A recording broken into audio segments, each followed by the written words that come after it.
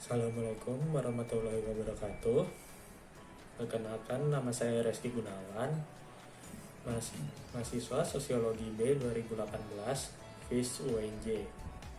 Pada kesempatan kali ini, saya akan menjelaskan topik tentang konflik antara Presiden Joko Widodo dan Gubernur Anies Baswedan mengenai mitigasi penyebaran COVID-19 melalui perspektif teori Habermas. Pandemi COVID-19 yang berlangsung sejak awal tahun telah memukul perekonomian, termasuk di Indonesia. Sektor-sektor bisnis, terutama pariwisata dan manufaktur adalah sektor yang paling terkena dampaknya. Akibatnya terjadi pemutusan hubungan kerja atau PHK, atau merumahkan pekerja untuk sementara waktu. Sementara di DKI Jakarta, dilansir dari kompas.com, menyikapi kasus penularan COVID-19 pertama di Indonesia pada tanggal 2 Maret 2020, Gubernur Anies Baswedan mengeluarkan Instruksi Gubernur atau Ingup nomor 16 tahun 2020 tentang kewaspadaan terhadap risiko penularan infeksi coronavirus disease atau COVID-19. Ingup ini ditekan oleh Anies pada Kamis tanggal 25 Februari tahun 2020. Dalam Ingup tersebut, Anies menginstruksikan kepada seluruh jajaran dari para asisten, wali kota, bupati, dinas, camat, lurah, badan, biro, hingga kepala rumah sakit dan puskesmas untuk menyosialisasikan penyebaran virus ini. Pada saat penyebaran COVID-19 sudah meluas di akhir Maret, Gubernur DKI Jakarta Anies Baswedan merespon hal tersebut dengan memberlakukan penerapan pembatasan sosial berskala besar atau PSBB di Jakarta yang mulai berlaku pada tanggal 10 April 2020. Namun pada kenyataannya PSBB masih akan terus diperpanjang mengingat angka kasus positif COVID-19 yang terus meningkat. Gubernur Anies juga berencana untuk mengambil keputusan untuk mengkarantina wilayah ibu kota atau lockdown. Bahkan ia mengaku sudah mengirimkan surat kepada Presiden Joko Widodo.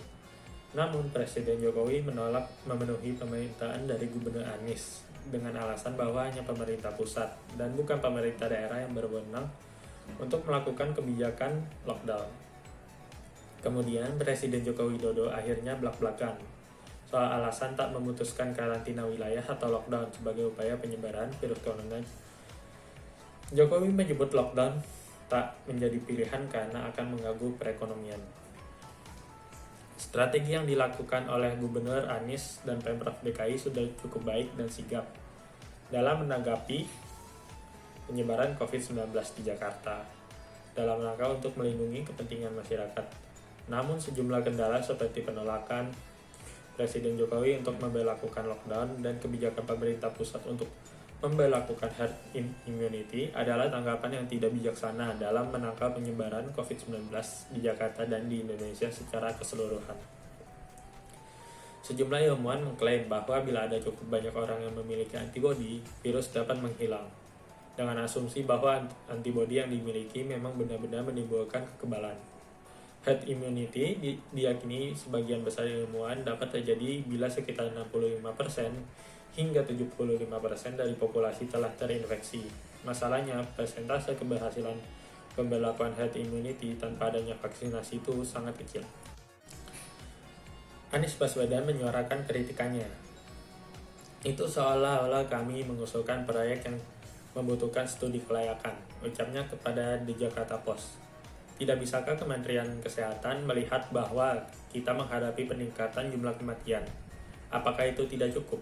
Itu salah satu serangan yang baru-baru ini diluncurkan Anies Baswedan terhadap Jokowi. Dia mengkritik pemerintahan Jokowi karena tidak bertindak cepat dan kuat dan berulang kali membantah data pemerintahan tentang jumlah kasus COVID-19. Itu adalah tamparan di wajah untuk Jokowi dan para letnannya, menurut seorang diplomat Inggris, dilansir The Economist.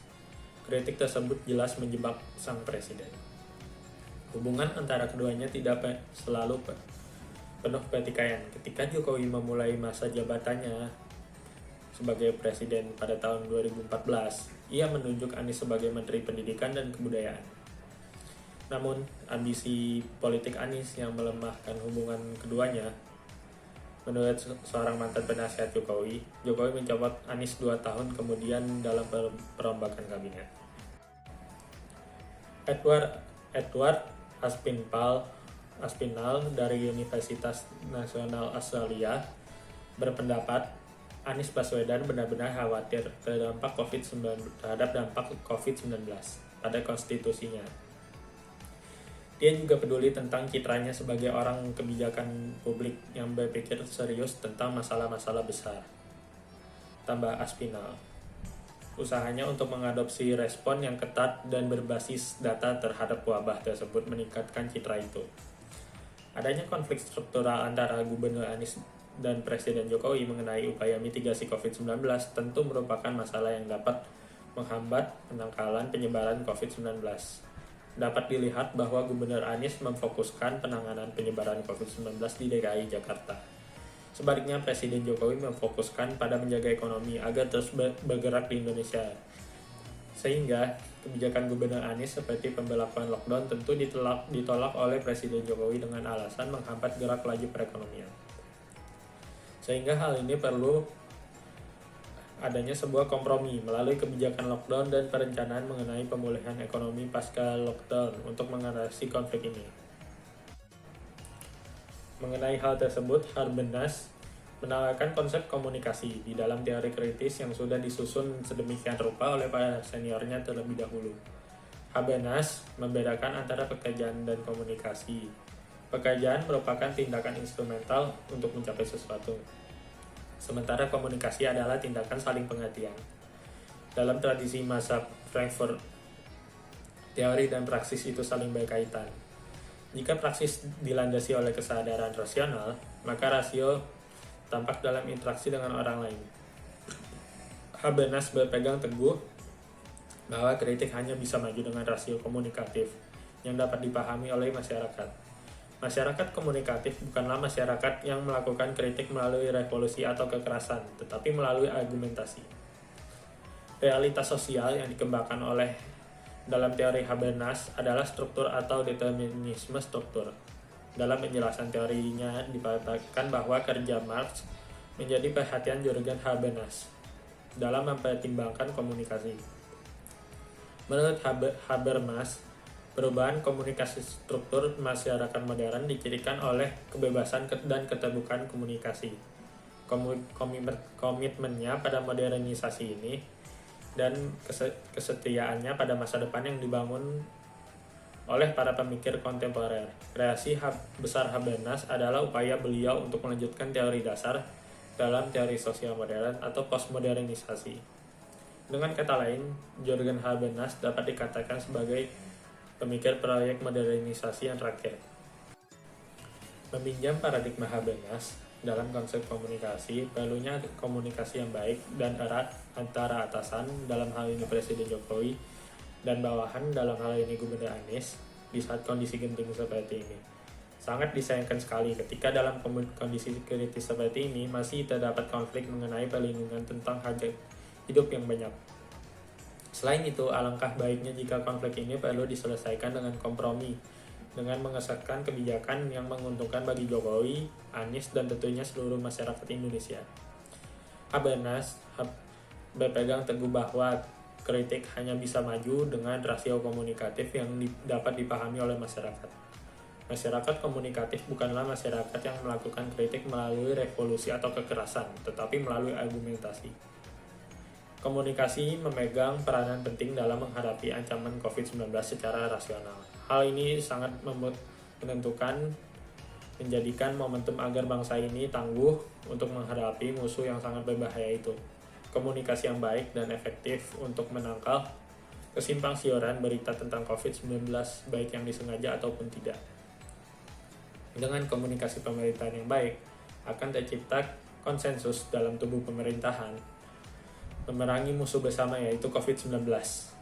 Komunikasi membangun kesadaran seluruh unsur pemerintahan mulai dari presiden hingga jajaran terbawah sebagai satu kesatuan. Semua bagian memiliki cara pandang yang sama tentang COVID-19 dengan komunikasi sebagai sarananya. Pemerintah dikerangka tujuan yang sama dengan strategi yang diterapkan melalui komunikasi yang ada, sehingga dengan adanya komunikasi yang baik di dalam masyarakat, sehingga dengan adanya komunikasi yang baik di dalam pemerintahan juga dapat berpengaruh dengan baik pula efeknya kepada masyarakat. Sekian topik yang telah saya berikan. Kurang lebihnya mohon maaf. Wassalamualaikum warahmatullahi wabarakatuh.